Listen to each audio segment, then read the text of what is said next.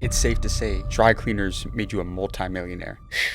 I was printing money. How much money were you making a month at its peak? Cash, probably 250K. The business is running, and at the peak and the height of your career within the dry cleaning business, you decide to sell and move on to a different venture. I saw FaceTime, right? And I was like, what if that was monetizable? What if you could do a call and get paid for it? What's been the most challenging part of running a tech startup? I didn't know that ads were stacked against me for being Latino. And I looked it up one day and said 2% of Latino companies get funded. That is literally like me telling you that you're going to surgery and your chances of survival 2%. Would you get the surgery? See? You've gone to try and get investors. You've been told no how many times? A couple of hundred times already. So have you learned a lot about psychology after going to a lot of investors? Yeah. The hard ones are the millionaires and billionaires. Their favorite question was the but that one I love because that's when I get them. Because I said, well, You died tomorrow and you could leave one guiding principle with the younger generation. What would that be? Do you guys remember this video? Sir, question for you. Real quick, for 30 seconds. I have one of the biggest business media channels in the world. We got 11 million followers. you really don't. Wait, right here. Let me get you. Can I get you? Let me get you. How old were you when you made your first million? Honestly, that was not too long ago. That was actually like maybe 10 years ago. But then it switched. I sold everything and now I'm starting over with an app. Actually. So you gotta have some balls to do this shit. So what line of business were you in? I used to be in the dry cleaning business. I had 10 dry cleaners. You had in 10 Williamsburg, dry Brooklyn. cleaners. Yeah. That's incredible. Yeah. Hugo, why did you stop to do the interview with me? Tell the people. I honestly stopped for you because I felt the guy in front of you was super rude. And since I follow you on Instagram, I know you guys' brand is super dope. And I was wondering to myself, does this guy even watch Instagram? Like, does he know this brand is actually fire? And I found it disturbing that he was so dismissive. I'm like, why wouldn't he stop? And I had an interview to go to. I was being interviewed by FinTech and the Florida Stock Exchange. I said, they'll be right. They can wait. They're indoors. He's outdoors. And I'm glad that I did. Because what happened after, it's been nuts. It's been like an avalanche. That's how good that interview was, that you guys changed the pace of my app. And even me, as people see me on the street and go, you're the dry cleaning guy. I'm like, that's funny. So yeah, a lot of things changed. Why do you think that first guy didn't stop? I have no idea. I guess lack of knowledge and thinking he's too cool. Honestly, I don't want to say something bad. I don't know. Maybe he has some personal problems, but I just felt it was unnecessary to be that rude. There was no need. He could have said, look, I can't. I'm really busy. But he was very dismissive. And I was saying to myself, why would you do that? You know, this young man's out here hustling, trying to make things happen. And it's not like you guys don't make us win. We win with you guys. When you interview us, we become rock stars. And I just couldn't understand it because I know your platform. And it's a real thing. I let the mayor waiting in McAllen, Texas, 2.5 hours to be on your live. And I made him wait 2.5 hours. I said, I'm sorry, I have a commitment. And he was good with that. He was like, no, I'm good. Do what you got to do. So, yeah, I was happy that I stopped. It's probably the best decision I made in my life. I remember people telling me that was God sent. There's just no way that you were going for an interview and he happened to be there. It was so unbelievable that people thought it wasn't real. People said, you sure that was a stage? I said, would I be wearing that grandma hat if I thought it was? I would have been wearing my Yankee hat, looking super dope. It's funny. So I thought that was funny. That's amazing. For everybody that is tuned in right now, welcome back to the School of Hard Knocks podcast. I'm James. I'm here with Jack and Josh, and we've got an incredible guest for you guys out in New York City, Mr. Hugo Sánchez. I had the pleasure to interview him a little while ago, the dry clean mogul. Started out in the dry cleaning business, and now you're building the next billion-dollar tech startup. For those that don't know, Modi is the name of it. It's But called Modi.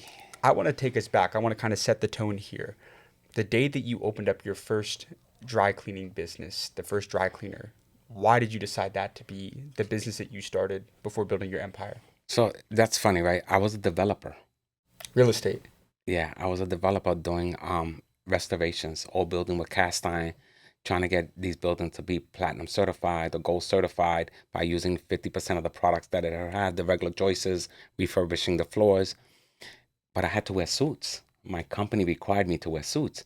And every week I'm sending about 5 suits. And I'm saying, why am I paying $30 a suit?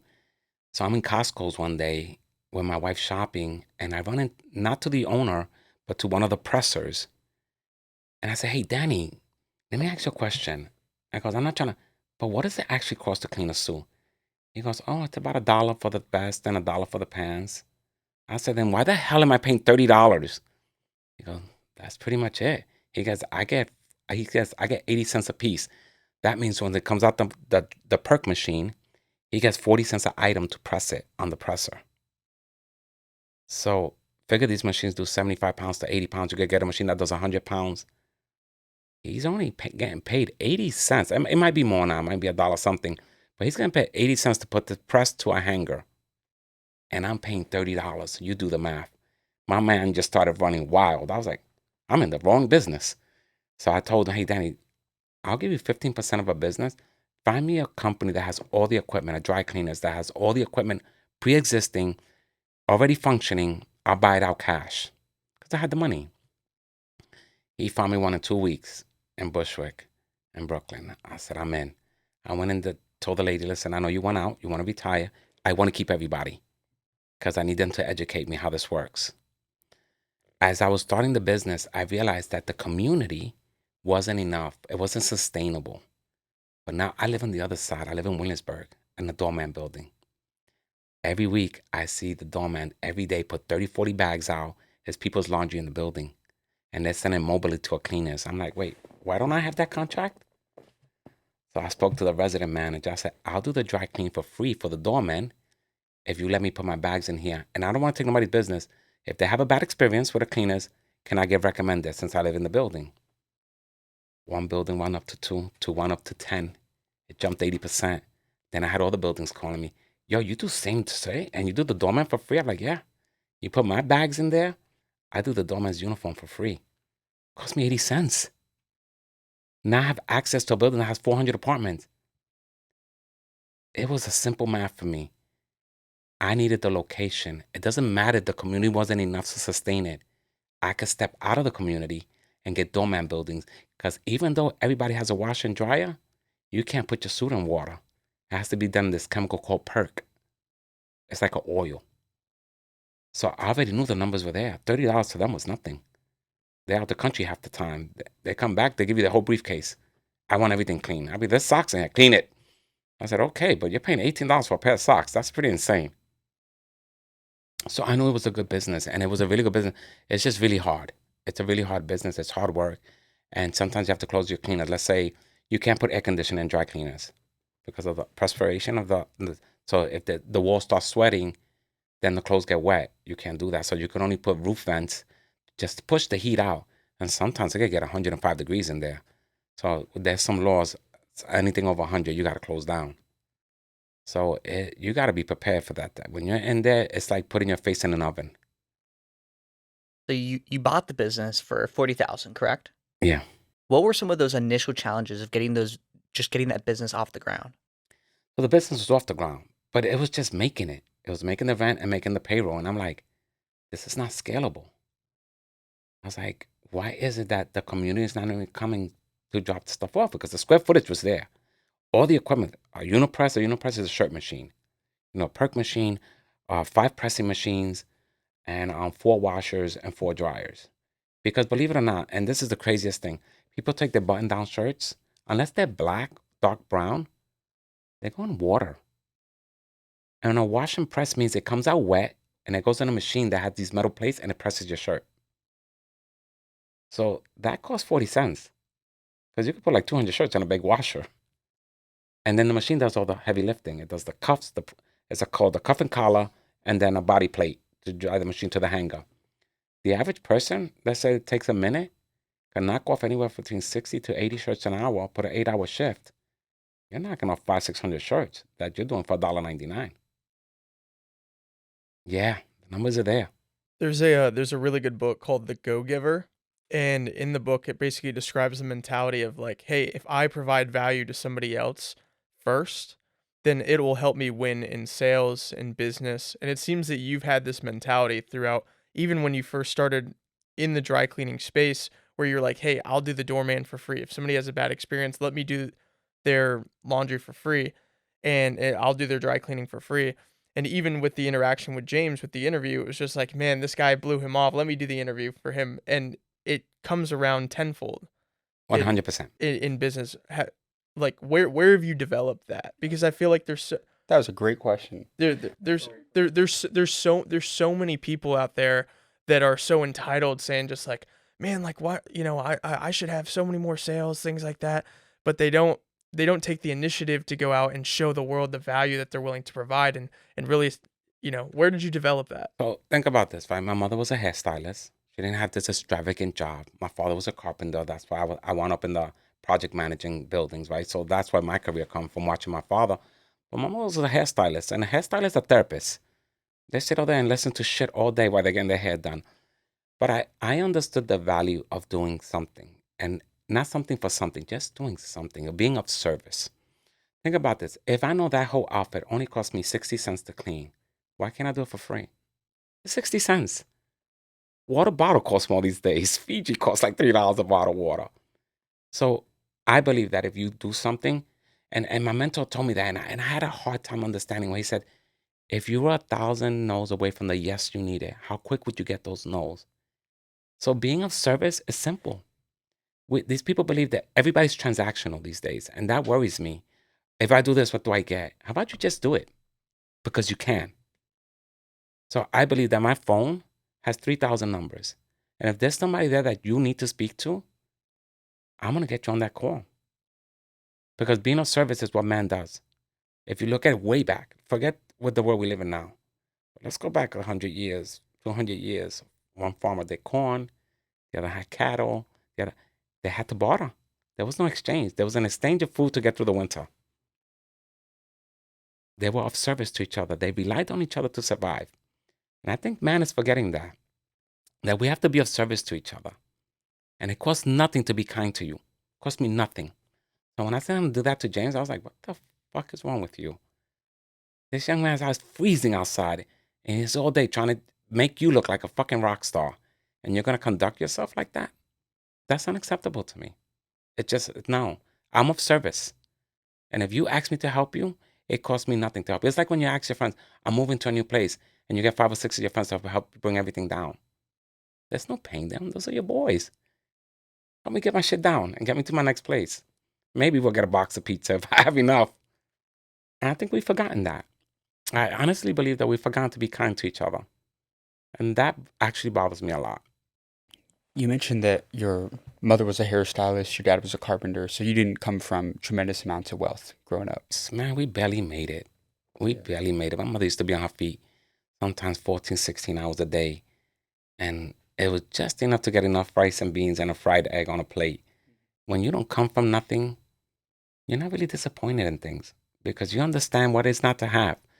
And I know that a lot of people don't understand that, but they don't have nothing and you appreciate everything, even the smallest gestures. Were you close with them? Yes. Yeah, my father was very strict. He was a veteran, Navy veteran, and he was a straight arrow. What were some values that they kind of instilled in you that you kind of carried with you to this day that you would, pass on to other people as well? So my father used to tell me, right? So being a carpenter, you might be off someday. You price a job, but until you open that wall, then the price changed. Shit got ugly. My father will never change the price. If he told you that was $300 and he had to put $150 out of his pocket, he took it as a loss. He misjudged it and he ate it. He never took it back to the customer. So he always told me, if you make a mistake, don't bring it to the customer. It's not his fault. That's your fault. So I learned a lot from that. I was like, wow, so you're willing to lose $150. It wasn't it was his integrity and his word. Back then, my father didn't do contracts. We shook hands. I told you $3,000 to build this whole room out. And if I walked away with $500 because I misjudged, I'm okay. I left with something. And I saw how happy he was. I said, look, I left with something. I didn't lose.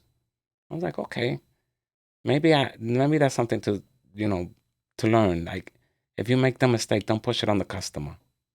And that's always stuck to me. Like I used to see my mother dye somebody's hair, and it was only like $25 back then. That shit took 4 hours. Can you imagine one of these kids painting somebody's hair now for $25? They've had to kill you. They will not do it. But my mother did it all day, every day, just for $25. And that was with the tip included. 4 hours. Can you imagine that? That's less than minimum wage. But she was happy because she had a job. My father was happy because he had his next job. And sometimes, look, we're going to make mistakes. Nobody told me when I built Modi that my chances of getting funded were 2%. I don't know if I would have had a second thought, but I didn't know that neither. That getting funded as Latino, Hispanic, my chances of getting funded is 2%. It's too late now. I'm all in. I raised $1 million for my friends. I don't get to quit. I don't have the luxury to say, yo, I can't do this anymore. That's not the way it works. I took your money. I have to get up every day and be the Modi man. And that is it. I don't get to quit. That's not fair to you. You went into your 4K. You took a student loan or whatever it is that you took me to get me to $1 million. So I get up every day saying I can't quit because I raised $1 million for my friends. And that's a tough pill to swallow when knowing you're responsible for your friends' money. But I manage. So when you had that first dry cleaning location, how did you scale up beyond that? Like, what were some of the challenges you faced? What was the direction? How did you scale beyond that one location? So the one location, that was the plant. I knew right away that owning a cleaner wasn't the key. It was the plant because things need to be clean and processed. But I also learned that those machines are not allowed in new communities, like in Williamsburg, because they're chemicals. And you have to be on the first floor and there can't be an apartment over you because those chemicals give cancer. A lot of them give cancer. So being 4 miles out allowed me to do what those other cleaners can. But then I saw pop-up cleaners. They look like a cleaners, but vans used to come and pick up the stuff. I was like, all I got to do is drop a bunch of pop-ups now. And that's what I started doing. One in 180 Gretsch, one in this block, one on that block, but all concentrated in Williamsburg. Because some people still like to go down and give instructions. I'm missing a button. This has a particular stain. Some people don't want to put their stuff in a bag. But I knew I only needed 500 square feet for that. That kept my rent low. If you could keep the cost of rent low and you only need like 3 girls to manage the store 3 different shifts, because you could get kids that go to school, they're only tagging and bagging. It's pretty simple. You could scale quickly. But the only way to scale is if you have the factory to clean. You cannot scale with just a glass unless you go to a factory and say, hey, I'm just trying to make 25% margins, and even that takes a challenge, right? Because this is what you got to do. Did you have some of those partners, like some other other cleaners that wanted to use your factory? Yeah, but that came organically. Yeah. Once they knew that I've cornered the market, they're like, shit, I'm going to have to go to Hugo. So you had a moat. Yeah. So they knew. That vertical integration. Hey, Yeah. but I go to show you, right? What do you think my cleaner's first name was? If you had to take a guess. What is one thing that connects with each other in satellite? It was called satellite cleaners because they all have to communicate with each other to get information down. It didn't matter what my other cleaner's name, but my main one was called satellite cleaners for a reason because that's one thing they do together in space. They all work together to get information and collect data. So that's why I named the satellite. People say, why did you pick satellite? I said, because that's the one thing in the space that has to work. All of them have to work together to get a certain amount of information. So that's what I knew was key. I was like, this is not about having 20 cleaners. It's about having a factory and knowing how to process and say, how do I get 10 more cleaners and not fuck this up? You just change the tags. He's got a black shirt. This cleaner's going to have white shirt tags. The other cleaner's going to have pink shirts. The other cleaner's going to have blue tags. So what that does, it's like a serial number. If you can't dry clean, you see there's a little serial number on there. The colors help you divide the clothes faster. Even though they all go into the same machine, you could divide Satellite's clothes, Gretsch clothes, Brothers clothes, because they all have different colors. Then you look for the red tag. Those are the rush orders, which is a bigger tag that says rush. So once you divide all the cleaners by color, then you look for the rush tags because those are going out the same day. Then you separate those clothes and those get pressed first. Once those are out, then everything is automatic. It just falls in place, automatic. You could line up a cart in each one of your pressers and say, you're doing this cleaners, you're doing this cleaner, you're doing this cleaners. So he's matching now receipt. Now they're reading numbers. Now he's matching. He's got all satellite, so he doesn't have to go back and forth. Oh, I'm running to Gretsch. I'm doing this. No, you got all satellite stuff. You got all Gretsch stuff. You got all Brothers stuff. So all you got to do is those 18 tags of Brothers is look at the numbers. And sometimes you don't have to look at the numbers. You can read it says 1 suit. There's only 1 suit in there. Figure it out. You press that and put it on there. We pass the plastic, and then it goes out. So the idea is understanding how to divide things, color coding things, because the numbers are very confusing and they're hard on your eyes.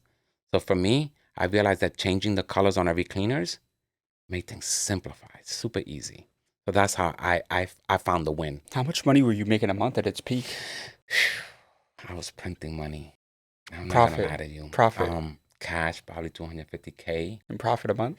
No, that's just cash. Um, credit cards. Remember, I had doorman buildings, so Yeah. nobody pays in cash. Their credit cards on file. So you were making a lot of money. I was printing money. Yeah. I'm not gonna lie to you. That shit was like crazy. But the thing that's so fascinating to me about this and you is that we're talking about the dry cleaning business here. It's a very unsexy business, like on paper. Or when you tell people I'm in the dry cleaning business, they're like, but I think that's fascinating that you were able to make so much money off of it. Do you recommend people think about unsexy businesses as opposed to trying to go out and reinvent the wheel? I had the same question. It's So, like here goes the thing, right? All the kids So- today, like they want this business that's like super exciting and drop shipping and e-com and This they is the don't thing, think right? about They don't want to do practical the work, stuff. right? Yeah. So there's two ways to look at cleaners when you set them up, right? If I don't know if you guys know Staten Island. Yeah. Well, it's all houses, yeah. right? It's all houses. I would never put a cleaners there because I know location is critical. that is super critical. So there's two ways to look at it. If I'm in a low income community, right, where there's more projects, more stuff, they're not allowed washers and dryers, and people spend a lot of money in their clothes there. So they're gonna tend to bring this stuff to the cleaners because their clothes are expensive. In the lower income communities. Yes, people buy. Why is that? I would like to say it's a mindset. If I can't get a Lamborghini, I can have a dope ass Louis Vuitton outfit. Interesting. Super interesting. It would be weird for you to have a Lamborghini there, but if you could get really nice clothes so you can go out and have a nice job, then you concentrate on the clothes you need so you could get better. Because, if you dress better, you feel better, you do better. So I think the mindset, if I look better, I will do better. So they tend to buy very expensive clothes there. So that's automatic.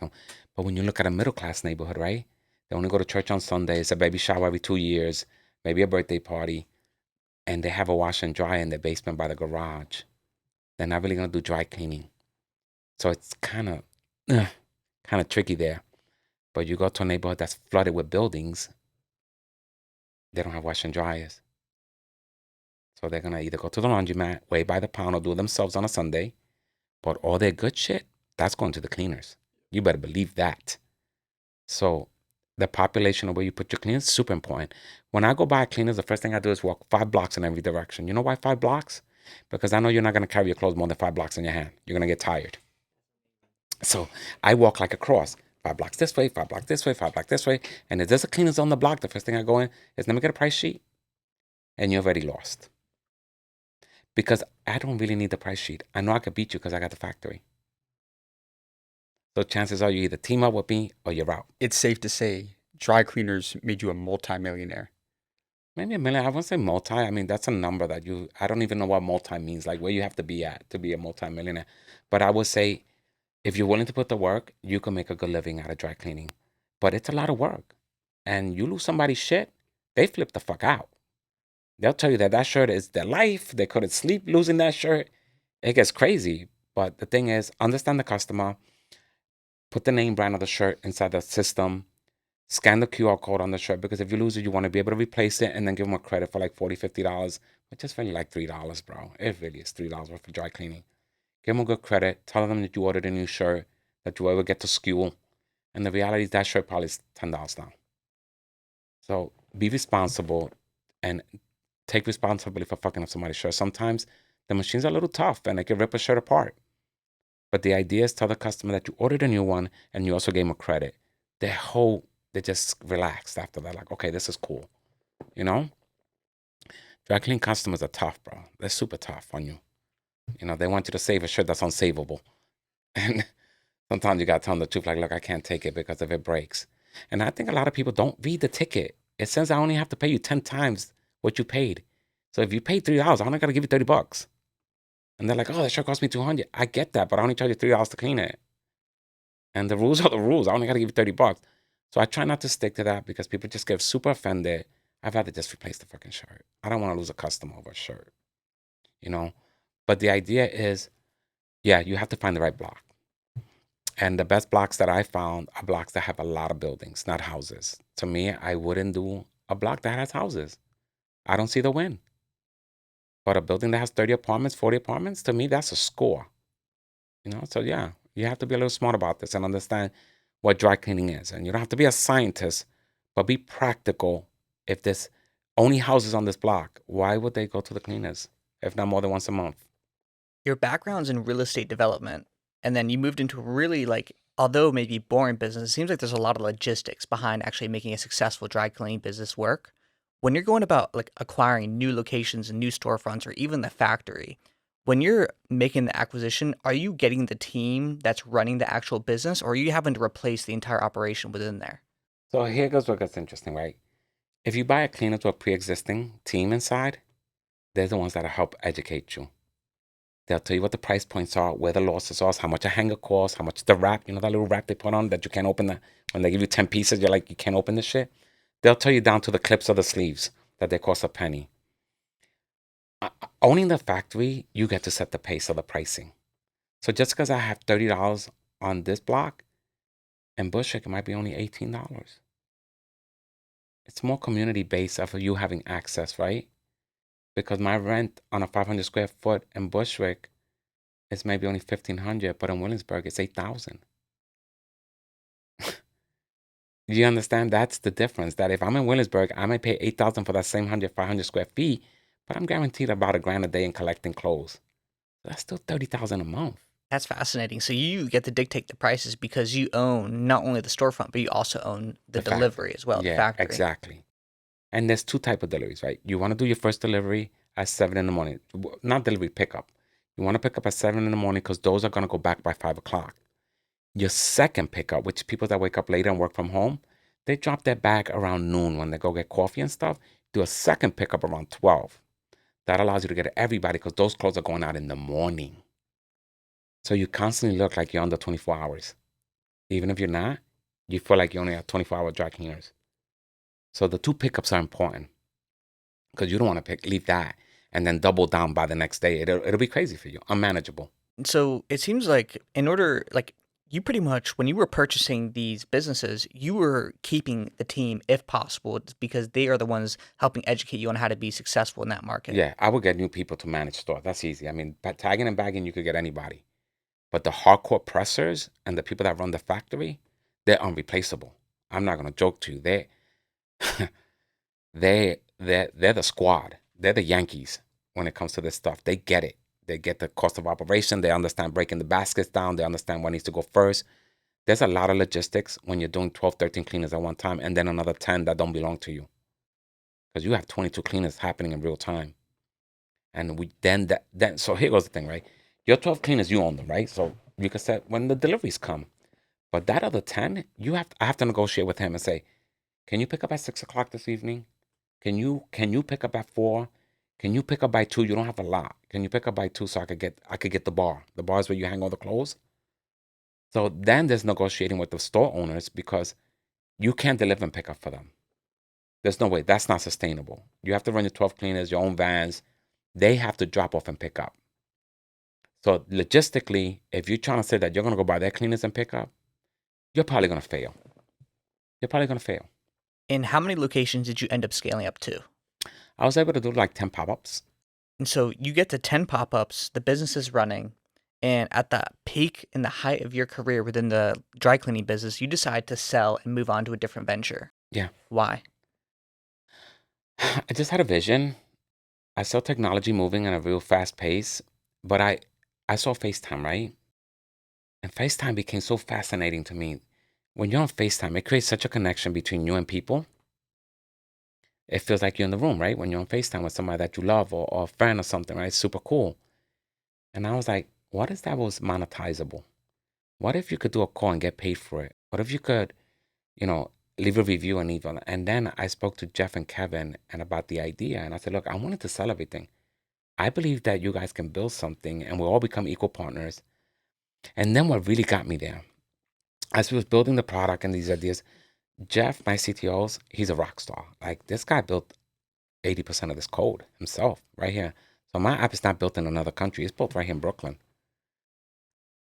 Crazy Legs, the breakdancer from the 70s, 77. Me and him are really close friends. And he introduced me to this woman named Josette Thompson. She was at Meta for 13 years. She was on a cross-functioning team for acquisition to buy companies like mine or become partners like mine.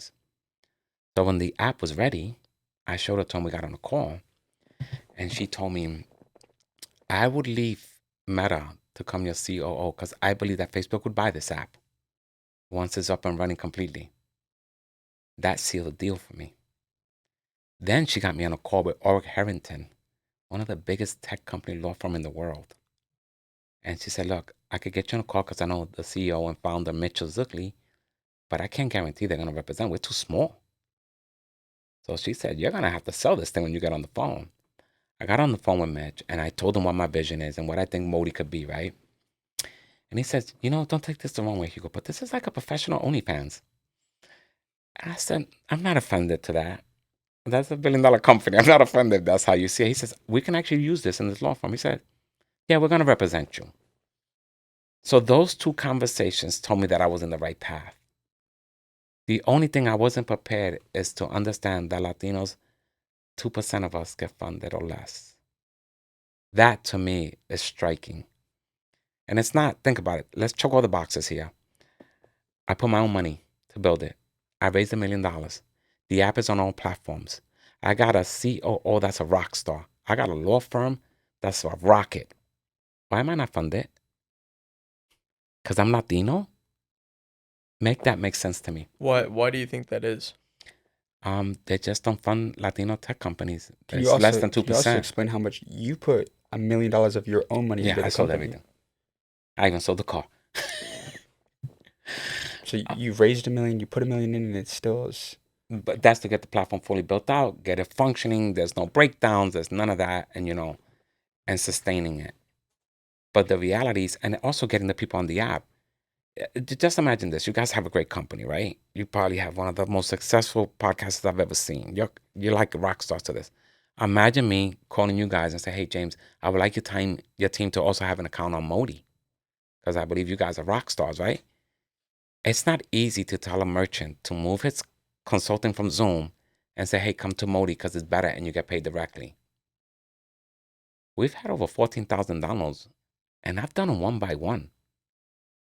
That is not a game. I've DM'd people on Instagram. I've reached out to people. I got on a call with them and said, hey, this is what makes Modi the best. My team, my family, we're all in. Because I believe there's skin in the game. There's no reason for you to back down. And we've put everything. My team believes in me. They've been around. They've never said, we want to quit. This is just too hard. Every day they tell me, go get it. Go do what you do. Go talk to people. And every day I get up with the same attitude that God is blessing me and that I'm alive and that all I have to do is go out and get one more person on the app. That's my mindset. I reach out to 100 people a day, and my goal is to get 10% of that, 10 people on the app. What's been the most challenging part of running a tech startup? Trying to get off basically So think about in the this. mainstream. In the mainstream, I just want you to think how weird this is. I went from construction to dry cleaning, right? I was in suits to cleaning suits. Then I decided to get in a space that I don't even know how to work my iPhone that great. And I decided to get in the tech space. So imagine you opening a garage and you're not a mechanic. So being in the tech space and never being in it before, didn't go to school for that. I mean, you guys are young. You were born with a phone in your hand. I was born with the brick, that big brick that it weighed like 11 pounds to use. So imagine that and me trying to learn this in real time with two of my friends that are CTO. This is what they did for Google. This is what they did for big companies. And I'm trying to learn this in real time at the age of 48. And now I'm 56. Like, imagine that at 48, I go from dry cleaning to learning tech. And I thought the most I had to learn in my life is how to take pictures with my iPhone. So the challenge is the conversion. I upped the game and it's a lot harder. I didn't know the ads were stacked against me for being Latino. I did not know that. And I looked it up one day and said 2% of Latino companies get funded through VC and angel investors. That is literally like me telling you that you're going to surgery and your chances of survival 2%. Would you get the surgery? See? That's the situation I'm in. I'm going to surgery and my chances of living are 2%.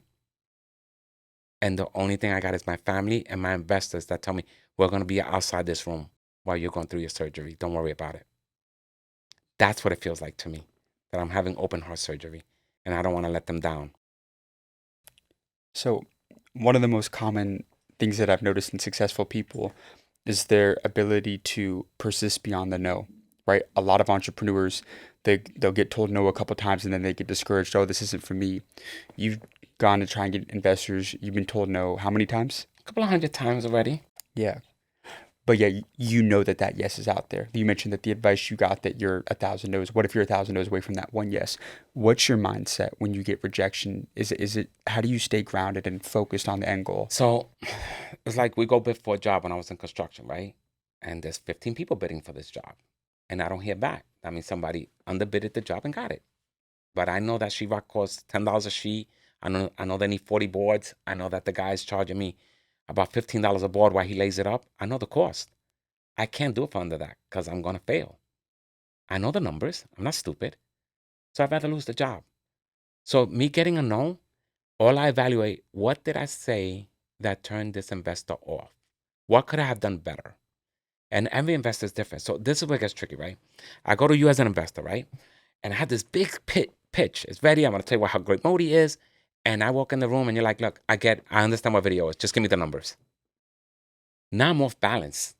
I already came in like, what the fuck just happened? He just wants the numbers. The next investor wants the story. The next investor is, how do I get my return? So every time I go in the room, there's no fighting chance. You're going in with a new component and you don't know how many KOs he got.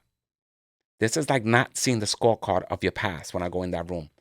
And I'm not saying it just for me. For anybody that goes to get an investor, when you walk in the room, you better get ready to get punched because you're going to get punched a lot.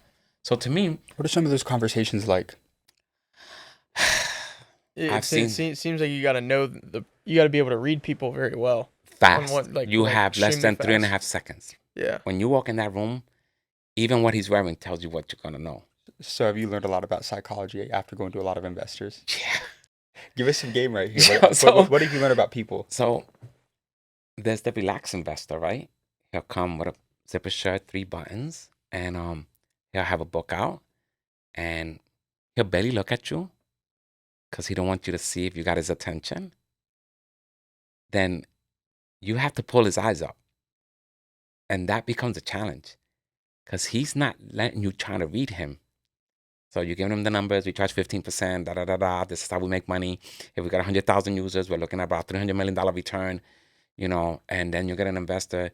And I think what really turns an investor off, if you tell them, if we get 1% of dermatologists and 1% of dentists and 1% of influencers, they're not trying to hear that shit. You need to be straightforward and say, look, the market share is there. Whether it's Upwork, whether it's Wizen, the tutoring app, we fit in all those because Modi wasn't designed for one thing. And that's the good thing about my app. I didn't design it to be a Wizen. I didn't design it to be a Fiverr or an Upwork. I designed it for anyone that does video to pay can use the app, and there's no actual profession in there that has to, this is what's going to run the app. No. So the hard ones are the millionaires and billionaires. They're hard because their thing is, one, they don't sign NDAs, and they will not because they see a lot of products, completely understandable. 2, their favorite question was, stop me from building this. But that one I love because that's when I get them. Because I said, well, Modi costs a minute per user, which means an hour costs me 60 cents. And if the average user only charges $100 and uses the app only 4 hours a week, that's $200 a year. My average user, $3,000 a year. 100,000 users, $300 million, $297 million is profit. So that investor I like because he's very straightforward. He'll tell you straight up, I have the money to build this. What stops me from building this? That gets you out the room fast, but it gives you clarity of what his intentions are. It's so fascinating to hear you talk about the dry cleaning business and then this business because I can see the parallels and similarities of your thinking between like you looking at like this is how much it costs to press a shirt. It's 60 cents. This is how much like a second per minute, whatever the time conversion is. Seeing that you talking about that it's super fascinating to see how it transitioned into the tech world. One of my favorite questions that when you watch a show like Shark Tank that I'm sure that you've had to encounter in your conversations with investors is what would you use the money for with the funding? So I'm actually really curious to hear like what would you do? So how would you deploy that capital? So that's you see, that's a question I wish I got every time, but I don't, right? So we're presently have a $20 million valuation because of how I built the platform and the percentages that are there, right? So at the present moment, I want to raise $2 million. 25% of that budget is going to market it. Not to market the app, but to market my merchants. See, I made a promise to the merchants that if they download the app, my next round is to promote them. The other 1.5 is to continue. I want to do notary on the app. I want to consolidate Google Maps and Calendly to the app because nobody wants another damn calendar. I want to do some AI in there to take your notes, right? And I want to build the app, a live streaming where people have to buy a ticket. So if you guys went live, let's say somebody don't want to be a member of School of Hard Knocks, they want to test the waters, they could buy a ticket that day for $10. And if they like what you guys have, then they become a member later. But there's no obligation right now. I have a live streaming. If you don't want to be a member, you could come in at $10 today and listen to these billionaires that we bring. So it's to build other stuff, live streaming, one-to-many, and, we want to put a crypto wallet because in the Philippines alone, there's 12 million people that use crypto. And where do you get most of your virtual assistants from? The Philippines. And they get about only 40% of their pay because they have to use third-party companies. Why? If they use Modi, they don't have to use a third-party company. They could get paid direct. The average person in the Philippines makes about $3,000 a year.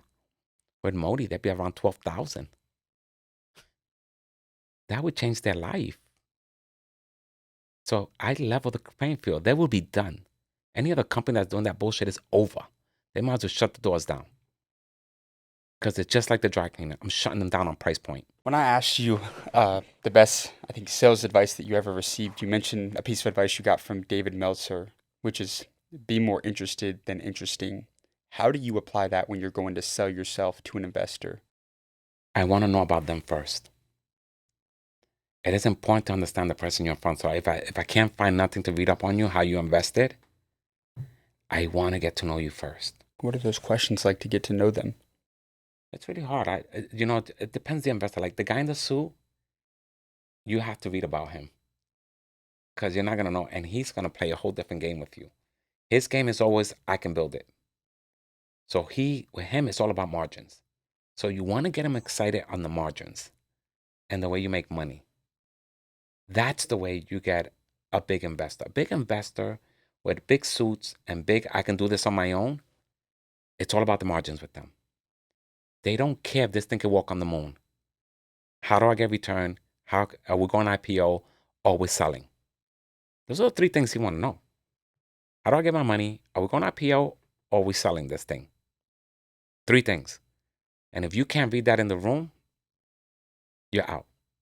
Because he might not be interested in IPO at all. He may want to be like, sell this thing as soon as we get 200,000 users. Let's get $6 billion and let's everybody keep it pushing. And that's something he might put on paper. And you have to decide if you want that 2 million now. I need the money, and now I have to decide that if we get it at 200,000 users, I promise him that we would sell. That's a tough decision, especially when I've put everything into this, and I believe that I could go IPO. So yeah, it kind of sucks.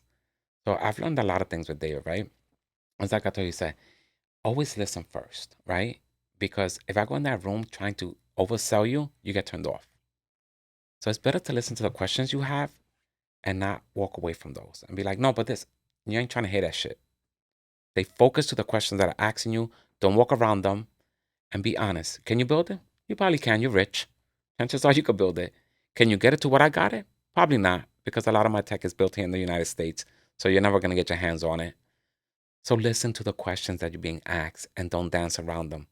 They feel uncomfortable and the interview, it's over. It's just over. You can see it in the room. You can see their body language is stiff. It's a wrap. So I'm always aware that if I'm talking to a multimillionaire, make it very clear that they can build it.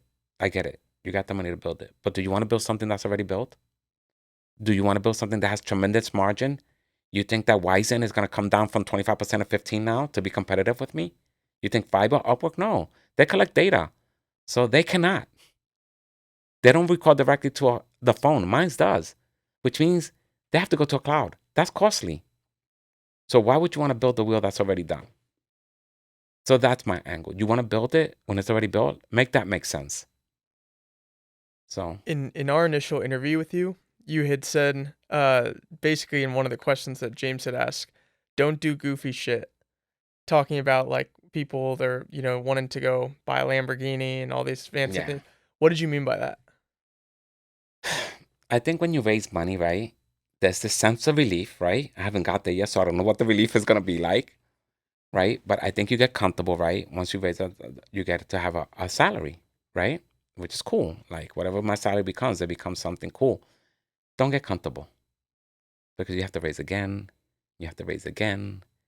And if you're burning money just because you needed a salary, I just gotta say, the amount of people that we meet, or like, I wouldn't say like the amount of people, but you meet a lot of like these young guys that they raise all this money. There's no revenue or anything, and they're buying the most expensive penthouse in the city. It's It's bizarre. crazy. I'm like, you guys are just raising money to just inflate your own lifestyle. There's no revenue or anything. I'm gonna go raise this next round so I can get that new, SVJ.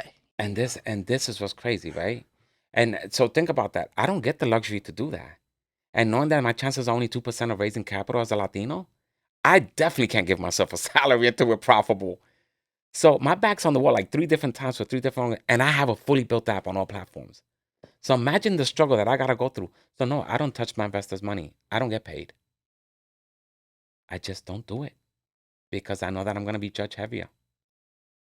You know, if we raise $2 million, my salary would probably be $5,000 a month. That's it.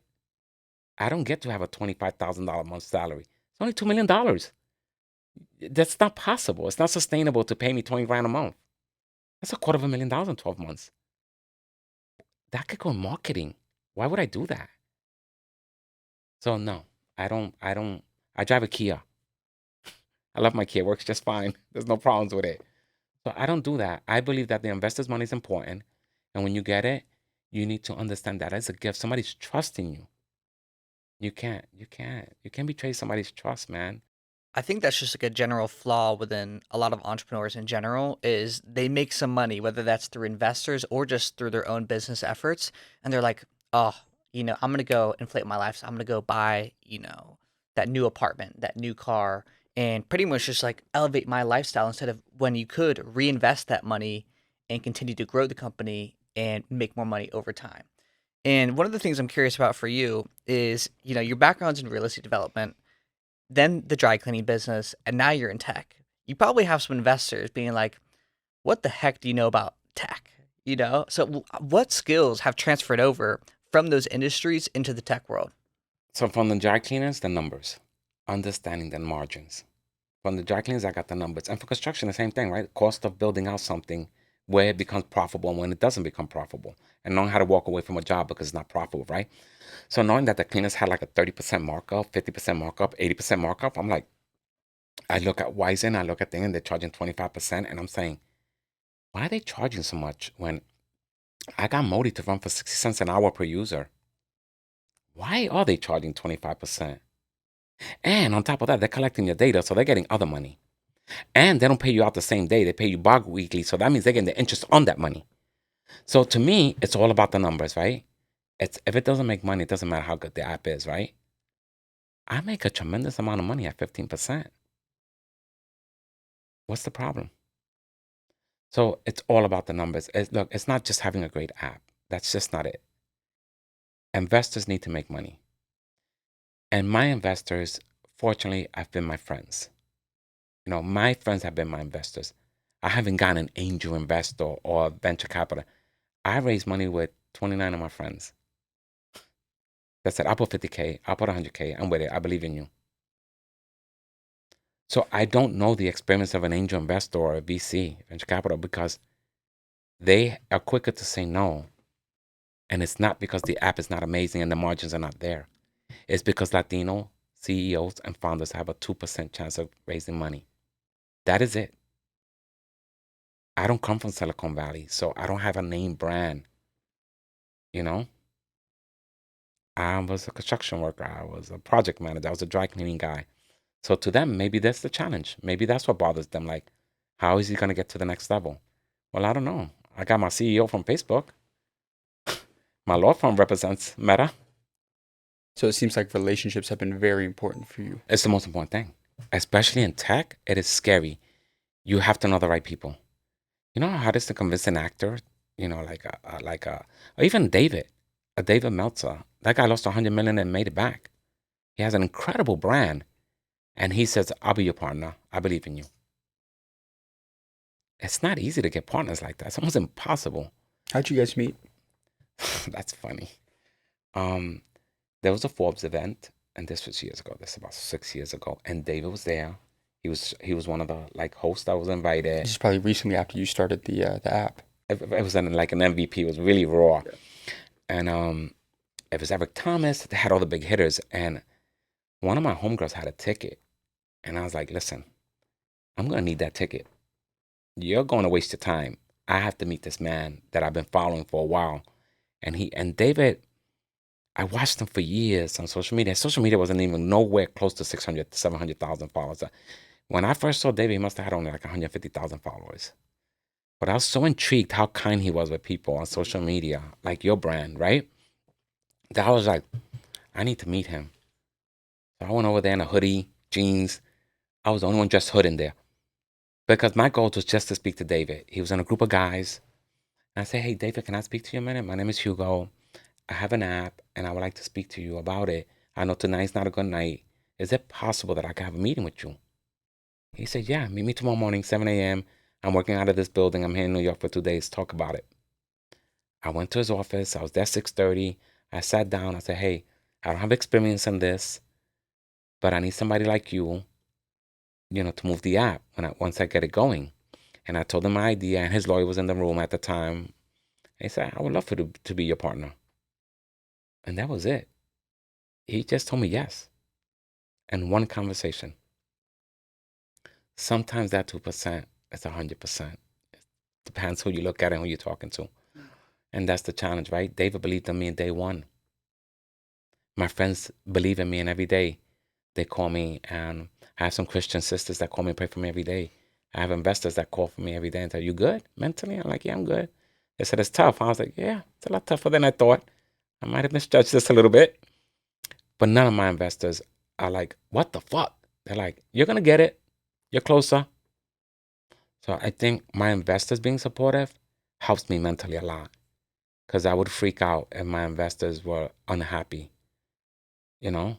And not to say one of them won't be unhappy or two won't get unhappy, but they know that I'm trying every day. And I think that's the goal.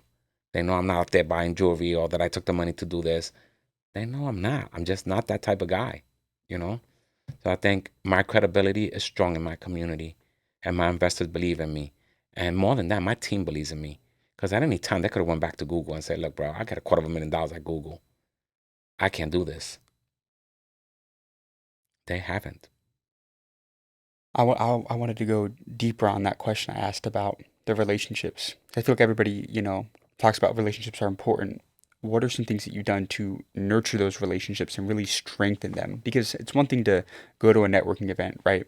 Meet somebody, get somebody in your contact book that's successful, but any advice that you could give to people that are trying to actually grow that Rolodex that they have to where it's like, hey, if they have, an ask and a need that they can really go to that person. Obviously, giving value up front to that person if you can and not just being needy, but advice on how to nurture relationships the right way.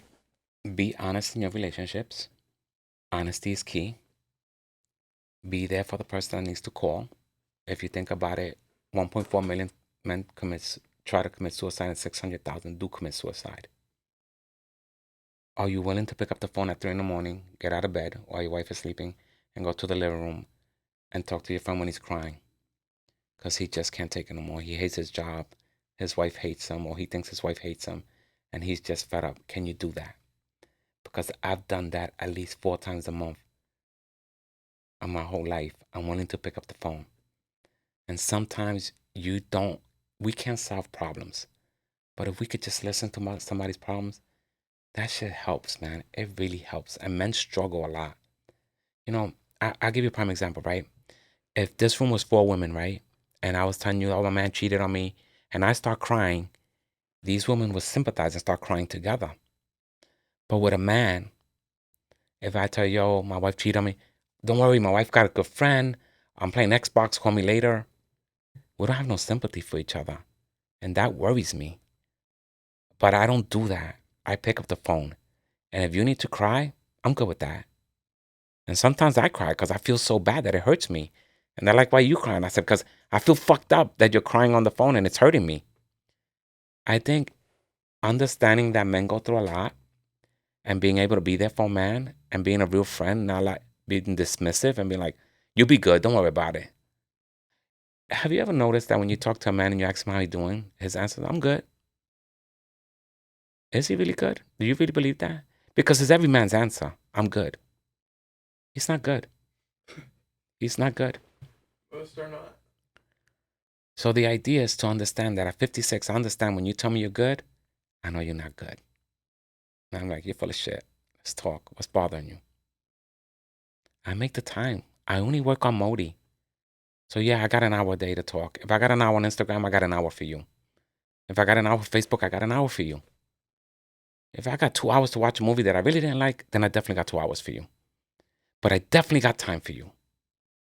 We live in a world where people say, I'm busy. Busy doing fucking what? Strolling on Instagram? We can't be like that, man. We just can't be like that. The fact that men always say they're good scares me. Well, because I know they're not good. Because I'm not good sometimes. And my wife always puts my chin up and said, what's wrong? I said, damn, this shit is hard. She goes, it's supposed to be. You want to be a billionaire? You thought it was going to be easy? I just had to start laughing because I know she gets it. She gets it. Don't complain about the food on your plate when you were praying to God that you were hungry. That's, oh my God. Yeah, that's about, you nailed it. This is the thing, right? I'm okay with eating a fried egg with white rice. It's better than not eating nothing. I'm okay with that. I come from nothing. So this doesn't break me. I got grit. You can't break somebody that's been broken 1,000 times. You just can't break me. And I am fortunate enough that people pick up the phone for me and always ask me, are you good? I'm like, I'm figuring it out. For me, it's the truth. I'm figuring it out. But I never think about suicide. My friends don't allow that from me. They're on my back every day calling me like, what are you doing? I said, same shit, Modi. So, so I'm fortunate enough that I have enough tolerance and time that I won't let you fall. And if I have to jump in my Kia and go to Brooklyn, I'm good with that. We'll grab some pizza at Joe's and then we'll talk for a little while. I'm okay with being there for my friends. And if you want to be a true friend, don't be there when times are good. That's easy. That's simple. Be there when he's in that space alone and you're wondering why he's alone in the house. Why is he doing that? That's when you have to get worried. Why is he isolating? Why is he talking less? Be there. Don't wait. Oh, he should have talked to me. Well, maybe you should have fucking reached out. You saw the signs, but you're too fucking busy on Instagram. Don't do that. Be a real friend. Check on your friends. Even if it's 2 minutes, what the fuck are you doing? What's up? I'm annoying with my friends. They're like, man, you call every day. I say, yeah, I got time. I'm working on Modi. We like to end these off with 2 last questions for you, if that's cool. Absolutely. What is your best guiding principle to the younger generation? If you died tomorrow and you could leave one guiding principle with the younger generation, what would that be? Die a good person, not a busy person. Nobody wants to go to a funeral and say he was rich and he was cool.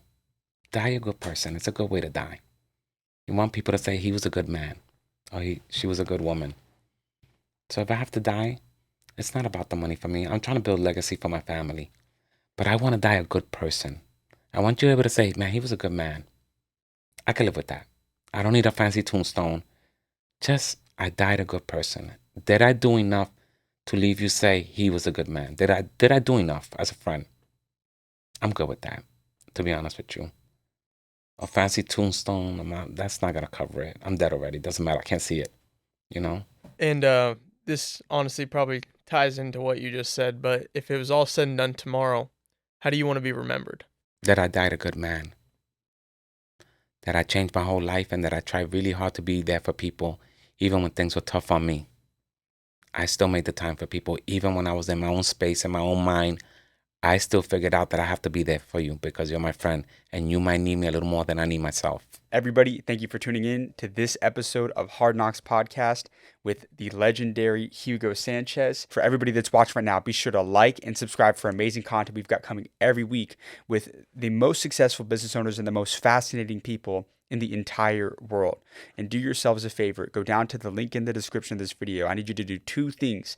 Number one, we need you to download Modi, because Hugo Sánchez right here is changing the business landscape for all the entrepreneurs out there or people wanting to self-improve. You're changing the game for people. And I will. Yeah. I'm not stopping. This is like, I'm very thankful to you guys. Like, a lot of people don't know what you guys do. They think this is just a video. They don't see the aftermath that you guys create for us. You guys really take our brand to the moon and back. Like, you guys don't have a regular brand. Your shit is real. There's not bots here. I still get calls because you guys did such an amazing job representing me on social media. And I would definitely want to thank you from the bottom of my heart.